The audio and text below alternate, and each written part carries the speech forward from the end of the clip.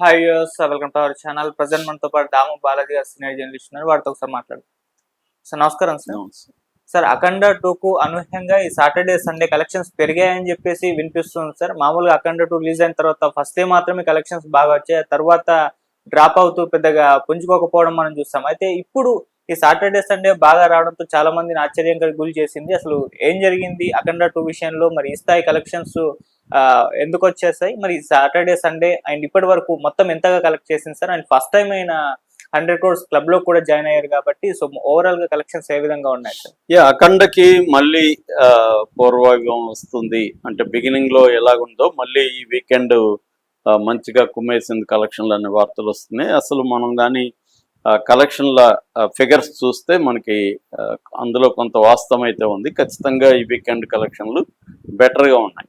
అయితే ముందుగా ఫిగర్లు చెప్పుకుందాం. అది మనకి షోలతో రిలీజ్ అయింది. సో ఫస్ట్ వీక్ కలెక్షన్లు వచ్చి 76,75,00,000 నెట్ వచ్చింది. ఇది sacknilk.com సైట్ని బేస్ చేసుకుని చెప్తున్నాను. ఇందులో తెలుగులో మాత్రం 73,35,00,000 వచ్చింది. హిందీలో 69 లక్షలు వచ్చింది. తమిళ్లో 2,45,00,000 వచ్చింది. కన్నడలో 18 లక్షలు వచ్చింది. మలయాళంలో జస్ట్ 8 లక్షలు వచ్చింది. ఓవరాల్గా 76,75,00,000 ఫస్ట్ వీకెండ్ అంటే మొన్న థర్స్డేకి 1 వీక్ అయింది. ఫ్రైడే రిలీజ్ అయింది థర్స్డే వరకు. సో థర్స్డే వరకు కలెక్షన్లు ఇది అంటే 7 రోజుల కలెక్షన్లు ఇన్క్లూడింగ్ ప్రీమియర్కి వచ్చి 8 కోట్లు వచ్చింది. దాన్ని కూడా కలుపుకుంటే 76,75,00,000 వచ్చింది. అంటే నిజానికి ఫస్ట్ డేతో పోలిస్తే రాను పడిపోతా వచ్చింది. 8th డే ఫ్రైడే అదైతే ఇంకా ఘోరంగా ఉంది. 1,70,00,000 మాత్రమే నెట్ వచ్చింది. అంటే 40% పడిపోయింది 8th డే.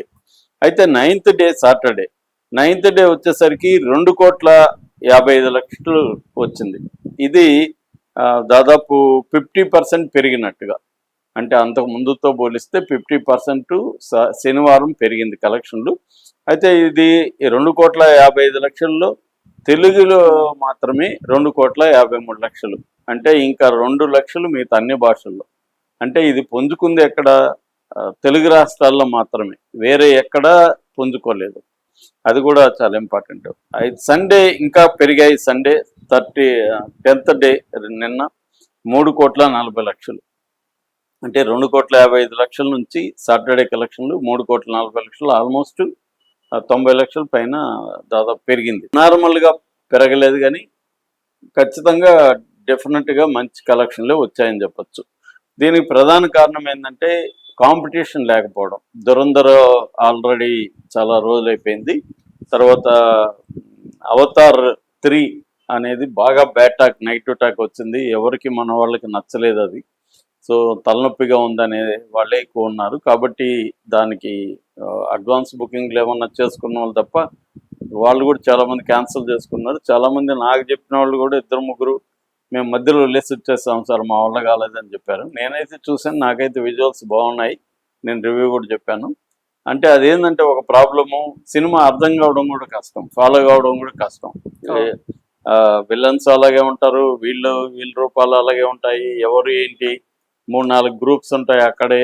వాళ్ళు ఎవరు ఏంటో తెలియదు, కన్ఫ్యూజన్ ఉంటుంది. సో మధ్యలో విలన్ వైపు కూడా వీళ్ళే ఉంటారు కొంతమంది. ఆ రూపాలు చూస్తే కూడా ఎవరు ఏంటి అనేది కన్ఫ్యూజింగ్గా ఉంటుంది. సో అందువల్ల ఫస్ట్ సెకండ్ బాగా ఫాలో అయ్యి దాని థీమ్ తెలిసి అవన్నీ తెలిసిన వాళ్ళకి అది ఇదిగా ఉంటుంది. సో కాబట్టి ఈ లోపాల వల్ల ఏమైందంటే ఆ సినిమా వరల్డ్ వైడ్గా బాగానే ఉన్నాయి కలెక్షన్లు, కానీ ఇండియాలో బాగా తగ్గిపోయినాయి, పోవట్లేదు. దాని ఎఫెక్ట్ ఏమవుతుందంటే థియేటర్లు కొంత పెరిగాయి అఖండ 2కి. రెండోది జనాలకి వీకెండ్ సినిమాకి వేరే ఏమీ లేకపోయింది. సరదాగా వీకెండ్ వెళ్ళి సినిమా చూడాలనుకున్న వాళ్ళకి సరే అఖండకి వెళ్దాం అనేది ఇదైంది. రెండోది అఖండ బాలయ్య తర్వాత బోయపాటి వీళ్ళు కూడా దీన్ని పుష్ చేయడానికి ట్రై చేస్తున్నారు. నిన్న కూడా వారణాసిలో కాశీ విశ్వేశ్వర టెంపుల్లోకి వెళ్ళి అక్కడ కూడా మీడియాతో కూడా మాట్లాడారు బాలయ్య. అంటే ఏ హీరో కూడా ఇంత ప్రమోట్ చేయడు మామూలుగా స్టార్లు. బాలయ్య దీని మీద షూటింగ్ అప్పుడు కూడా చాలా కష్టాలు పడ్డారు. హిమాలయ, జార్జియా ఇలాగా అనేక ప్రాంతాలకు వెళ్ళి కష్టపడి తీశాడు. ఫిజికల్గా కూడా ఆయనకి ఎక్కువ ఫైట్లు ఉన్నాయి కాబట్టి ఆయన పెద్దగా చేసినా చేయకపోయినా ఫిజికల్ కూడా శ్రమే. కాబట్టి 60 దాటిన ఈ వయసులో ఆయన కష్టపడుతున్నా అంటే ఆయనకి సినిమా పైన అంత ప్రేమ ఉంది. సో ఆయన చేస్తున్న ప్రయత్నాల వల్ల ఏమాత్రం ఉన్న కొద్దిగా ఇదైంది. ఇంకొక కారణం ఏంటంటే టికెట్ రేట్ తగ్గడం. టికెట్ రేట్ తగ్గడం వల్ల జనాలు సరే సినిమాకి వెళ్దాం అనుకున్నప్పుడు దీనికి వెళ్ళిపోతారు. టికెట్ రేట్లు ఎక్కువ ఉన్నప్పుడు ఎందుకులే అంత టికెట్ దానికి పెట్టడం అనే వేరేది చూద్దామని కూడా అనుకునే అవకాశం ఉంది. సో ఆ రకంగా అనేక కారణాల వల్ల ముఖ్యంగా అవతార్ ఫ్లాప్ అవడం దీనికి కలిసి వచ్చింది. తర్వాత టికెట్ రేట్లు తగ్గడం, బాలయ్య వాళ్ళు ప్రమోట్ చేయడం, ఇవి కొంతవరకు ఈ సినిమాకి కలెక్షన్లు పెరగడానికి కారణమైంది. అయితే ఈరోజు మండే నిజంగా ఈ సినిమా వర్త తెలియాలంటే, అంటే నిజంగా పెరిగిందా లేదో తెలియాలంటే మండే కలెక్షన్లు మనకి రావాలి. సో ఓవరాల్గా ఇప్పటి వరకు 10 రోజుల కలెక్షన్లు అయితే 84,40,00,000 వచ్చింది. అది మామూలుగా బాలయ్య కెరీర్లో హైయెస్ట్ అని చెప్పుకోవచ్చు. అట్లాగే 100 crore క్లబ్ గ్రాస్లో తీసుకుంటే 100 crores వెళ్ళిపోయాడు, ఎప్పుడో వెళ్ళిపోయాడు. కాకపోతే ఏంటంటే ఈ సినిమా బడ్జెట్ దృష్టిలో పెట్టుకున్నప్పుడు మాత్రం వచ్చిన కలెక్షన్లు బడ్జెట్కి సంబంధం లేదు. బడ్జెట్ కావచ్చు, లేకపోతే బిజినెస్ కావచ్చు. ప్రీ రిలీజ్ బిజినెస్ 145 కోట్లు అని అంటున్నారు, కొంతమంది లేదు 102 కోట్లు అంటున్నారు. ఎంత సరే 102 కోట్లు వేసుకున్నా కూడా దీనికి ఇంకా ఒక 40 కోట్ల దాకా రావాలి. వస్తే కానీ అది అవ్వదు, బ్రేక్ ఏమని అవ్వదు. సో ఇప్పుడు ఇంకెంత టైం ఉంది? మండే, ట్యూస్డే, వెన్స్డే, థర్స్డే, మళ్ళీ ఫ్రైడేకి వచ్చేసరికి 25కి వచ్చేసరికి చాలా సినిమాలు వచ్చేస్తాయి.